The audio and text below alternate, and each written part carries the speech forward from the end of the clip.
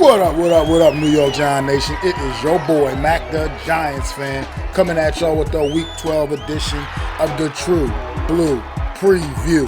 The New York Football Giants hosting the New England Patriots down at MetLife Stadium Sunday afternoon. Let's get right to it, man. Look, this New England Patriots, New York Giants, these teams obviously have history. Obviously, we know about the two Super Bowls in the earlier 2000s when the New York Giants were a very much a relevant football team. And we know about the results of those games. This team that led to a slight rivalry, throughout the years, even though these two teams only match up once every 4 years, this is the first time that these two teams have played since Daniel Jones' rookie season in 2019, as far as in the regular season anyway. So that result was not a good one for the New York Giants that night. The Giants got railroaded on Thursday Night Football. I mean, I'm not railroaded. I shouldn't say the word railroaded. They just got absolutely beaten down on Thursday Night Football. And it was a bad look. It was the beginning of Daniel Jones' primetime woes, so to speak. I don't know why I lost track of my train of thought right there, but yeah, that was the beginning of Daniel Jones' primetime woes. And as we know, that young man here 4 years later, 5 years later, is still dealing with those issues. Now, he's not a factor in this game, obviously, because he won't be part of this game.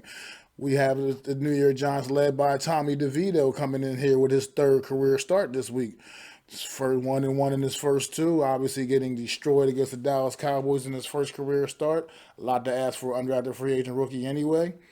But then going out there and having a great performance where he was named NFC Offensive Rookie of the Week for again in his performance against the Washington Commanders a week ago. So let's see what Tommy DeVito we get this week, man. Going against the New England Patriots team led by Bill Belichick at the helm with the coach, man, as one of the greatest coaches of all time, coming off their bye week. Usually is a pretty scary feeling, especially for a young quarterback, having that extra time to prepare and get ready for this young quarterback and Tommy DeVito, undrafted guy. But at the end of the day, this New England Patriots team, let's keep it real, they are not the same kind of New England Patriots team that we've grown accustomed to seeing over the years.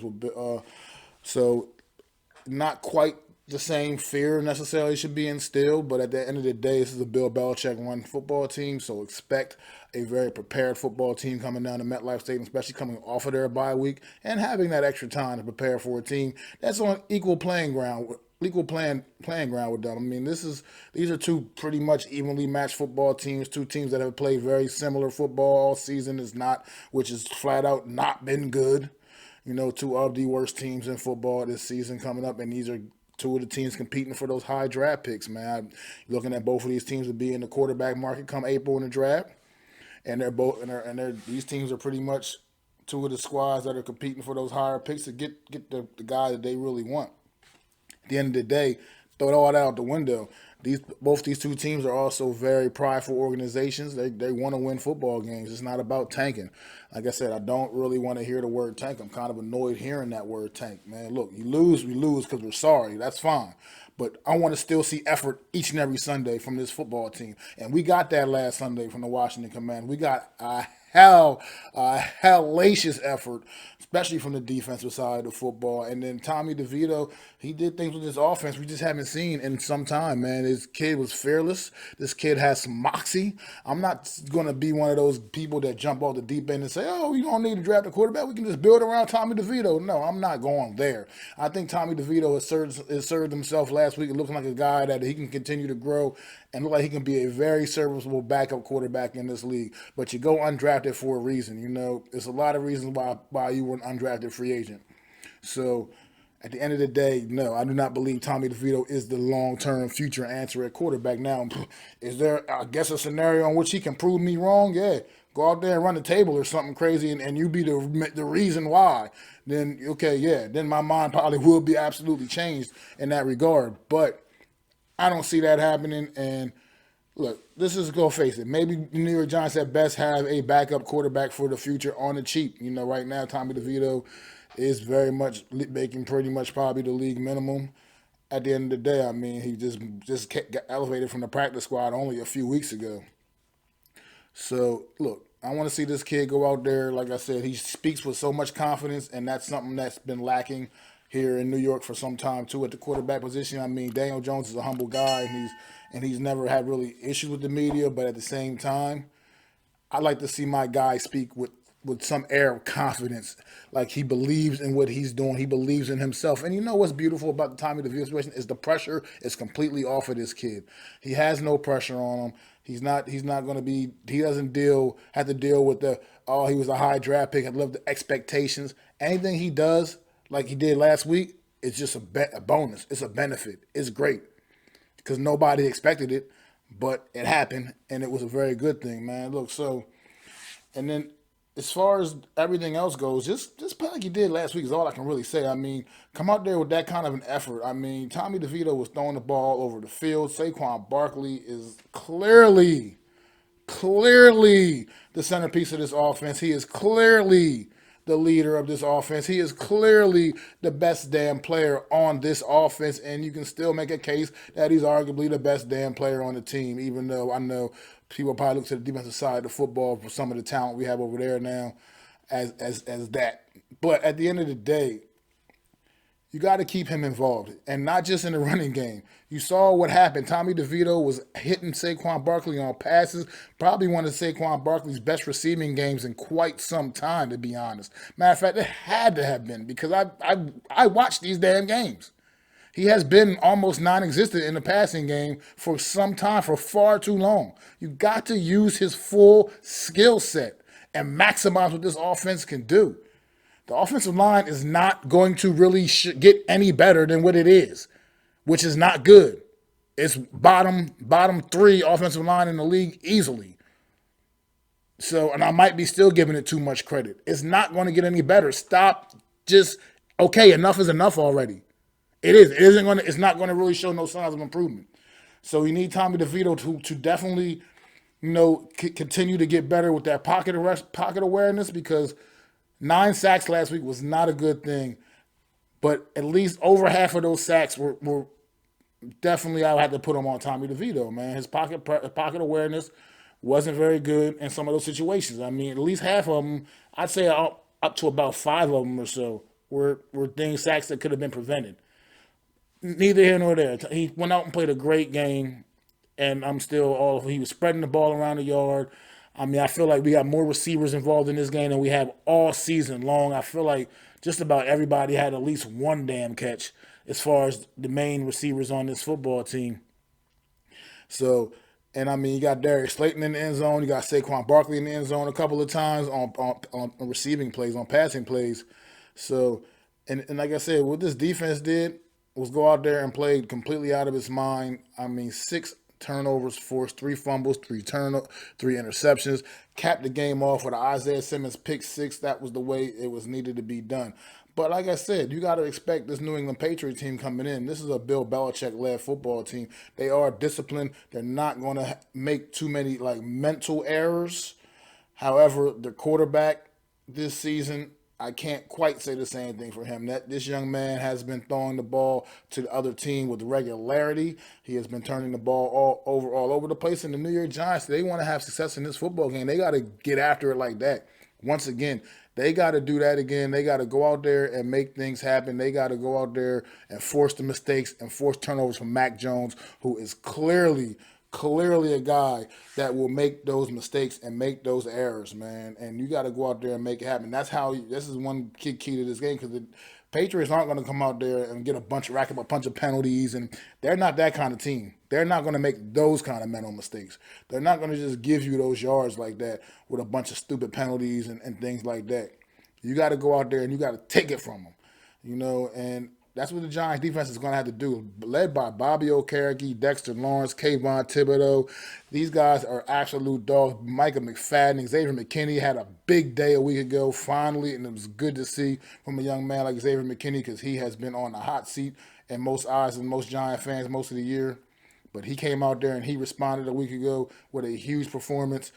And just all these guys, but like I said, the other guys I've mentioned, Bobby Okereke and Dexter Lawrence and Kayvon Thibodeau, who now has double-digit sacks on the season, 10.5. He's like fifth in the league in sacks, if I'm not mistaken, something like that, or tied for fourth with Max Crosby. Yeah, that's what I believe he is, tied with fourth with Max Crosby. This is a guy that, through the first couple weeks of the season, people were already trying to call him a bust and write him off. And he's just come to life, man. And he's woken up and he has made some big plays for this defense. Another tremendous performance we could go by Kayvon Thibodeau. Dexter Lawrence is just an absolute force in the middle of this defense and absolutely one of the best at what he does in this league. One of the best defensive tackles in this league, bar none. There's only a couple of guys who you could pretty much rank above him at this point and the things that Dexter Lawrence is doing. And Bobby O, over 100 tackles once again, a tackling machine just all over the field, playing out of his mind. It was a bit of a slow start for him as well, but since he got things rolling, things are rocking and rolling. And like I said, his partner in crime, Micah McFadden, she keeps showing signs of improvement each and every week. So I think this New York Giants team come out with the same defensive intensity that it did a week ago, that this team can absolutely put something on the New England Patriots, man. I was saying after coming out to that game at first that the New York Giants maybe can win one more game this season, probably. I give them that. But you know what? The more I've been listening to this team all week, yes, I am buying back into the hype a little bit. I love this Tommy DeVito kid. I know he's not the end-all answer, but at the end of the day, I just love the moxie, the confidence in which he speaks with, and I think he's going to will this team to a couple, at least 2 or 3 more wins for sure this season, taking the Giants to at least maybe 6 wins on the year, which, you know, the way things started off, I would have never thought we would have got to 6 the way this season started off. But I think that's a strong possibility now. I think there is a couple, 2 to 3 more wins in this team's future this season, man, with some of these games coming down the stretch. And I think we're going to see that happen. And it might. I know some of you is going to disappoint some of you because you want that higher draft pick. And if we finish with 6 wins, it'll probably put us like somewhere just right barely in the top 10. That's still a good draft pick. You can still make the most of that draft pick, and you can still get a guy because the draft is not going to go necessarily all exactly the way you expect it to. I mean, say the Carolina finishes with the worst record, and then Chicago gets that pick via the trade with DJ Moore deal. Chicago's not taking a quarterback number 1 overall. That's not going to happen. I mean, so there's other teams up there, other teams that are up there that just aren't going to be in the market for a quarterback. I mean, there are some teams that definitely will be. I mean, like this team we're playing right now, New England Patriots, I think will definitely be in the market for a quarterback come April in the draft, and I mean like a first round guys, one of the top prospects. So we'll have teams like that in our way. Obviously, you know, a couple other teams will still be in the way as well, but I think we don't play for that right now. Right now, we're playing to win the games in front of us right now and do the best that we can do with the schedule we got left in front of us. You know, we'll take the draft pick whenever it comes and whatever it is and whoever it will be. But it ain't a guaranteed nothing. So all that tanking for a draft pick, kill that noise. I don't even want to hear the word tank no more, to be honest. I'm really over that word. This is about being competitive. I am a competitor. I want to win. I win. I want to win. That's what it is. I'm a winner, not a loser. I don't go out there to lose. And neither should this New York Giants football team or any other team to be honest. But this is a team I love. This is a team I want to cheer for. And each and every Sunday for the rest of this season, I want to go out there and see the best version of this team I can see and let the chips fall where they lie as far as draft picks and draft selection and what draft position. We'll deal with that after the fact. But right now, from this point forward, going forward, I want to see this team go out there and give the best effort that they've got the rest of the way. Whatever the record is, at the end of the day, what the record is. Wherever our draft position is what our draft position is. Then we prepare for the draft. But right now, we are still in season, and I don't want to see this New York Giants team going out there and laying down for anybody. With that being said, here it comes. New York Giants do go out there. Tommy DeVito puts together 2 in a row. I think New York Giants win this game 24 to 17. I'll say 24-17. I'll keep it modest because I know you're talking about 2 teams that aren't, they're not very good, not explosive, not great. But I think the New York Giants at home, Tommy DeVito making his first career home start We're going to have a lot of family and friends out in the stands because he's a local kid. I think he goes out there and he shows up and he shows out. And I think that we get a 24-17 victory over the Bill Belichick-led New England Patriots, man. Immediately following the game Sunday afternoon. Remember, immediately following the football game, you tune in right back here to my channel, Mac the Giants Fan, for the True Blue Aftermath live.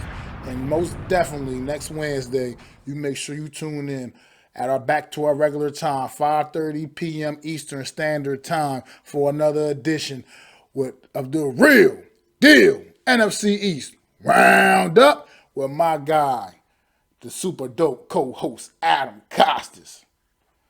Rest in peace, my guy, NYG Jeffy T, man. Always looking down on us, man. Always looking down on all us Giant fans, blessing us each and every day, man. Up above, man. The angel up above, man. Rest in peace, NYG Jeffy T. Gonna always love you, my brother. It's your boy, Mac the Giants Fan.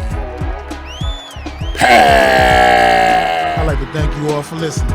If you was feeling this, please take time to subscribe and smack them likes. Feel free to drop a comment and let me know what you think. Don't forget to ring that bell so you know when I'm dropping new content.